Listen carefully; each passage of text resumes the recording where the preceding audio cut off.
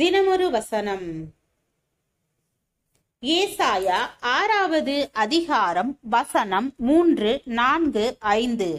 ஒருவரை ஒருவர் நோக்கி, சேனைகளின் கர்த்தர் பரிசுத்தர், பரிசுத்தர், பரிசுத்தர், பூமி அனைத்தும் அவருடைய மகிமையால் நிறைந்திருக்கிறது என்று கூப்பிட்டு சொன்னார்கள்.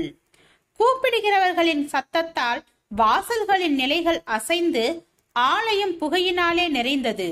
அப்பொழுது நான், ஐயோ அதமானேன், நான் அசுத்த உதடுகளுள்ள மனுஷன், அசுத்த உதடுகளுள்ள ஜனங்களின் நடுவில் வாசமாய் இருக்கிறவன், சேனைகளின் கர்த்தராகிய ராஜாவை என் கண்கள் கண்டதே என்றேன். விளக்கம். இயேசு கிறிஸ்துவை பின்பற்றும் பலர் தேவனுடைய அன்பையும் நன்மையையும் குறித்த ஆழமான அறிவை பெற்றிருக்கிறார்கள். ஆனால் அவருடைய பரிசுத்தத்தை குறித்து பலர் சிந்திப்பது இல்லை. இன்னும் சிலர் அதை குறித்து சிந்திக்கும் போது பயத்தில் நடுங்குகிறார்கள். ஏன்? அதன் காரணம், நாம் கர்த்தருடைய மகத்துவத்தையும் மகிமையையும் உணர துவங்கும் போது நம்முடைய பாவத்தன்மையை மிகவும் தெளிவாக காண்கிறோம். அது தாழ்வான நிலையை காட்டுகிறது. இந்த சத்தியம் லூக்காவின் சுவிசேஷத்தில் தெளிவாக விளக்கப்பட்டுள்ளது. இயேசு கிறிஸ்து செய்த அற்புதத்தை பேதுரு கண்ட பிறகு அவன் அவருக்கு முன்பாக விழுந்து, ஆண்டவரே, நான் பாவியான மனுஷன், நீர் என்னை விட்டு போக வேண்டும் என்று கூறினான்.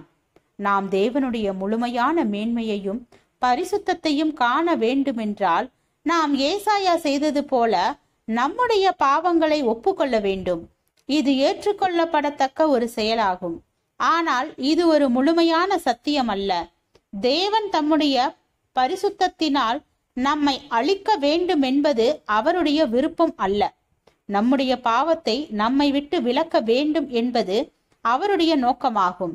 நாம் அவருடைய மன்னிப்பை பெற்று அவருடன் ஒரு நெருங்கிய உறவு முறையை அனுபவிக்க வேண்டும் என்று அவர் வாஞ்சிக்கிறார்.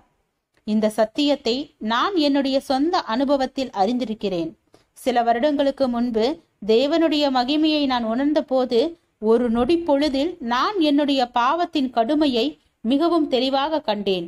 நான் நொறுக்கப்பட்டேன், உடைக்கப்பட்டேன், திகிலடைந்தேன். ஆனால் அதற்கு பின்பு நான் தேவனுடைய எல்லையற்ற அன்பையும் என்னை மன்னித்து பரிசுத்தப்படுத்தும் அவருடைய வல்லமையையும் கண்டேன்.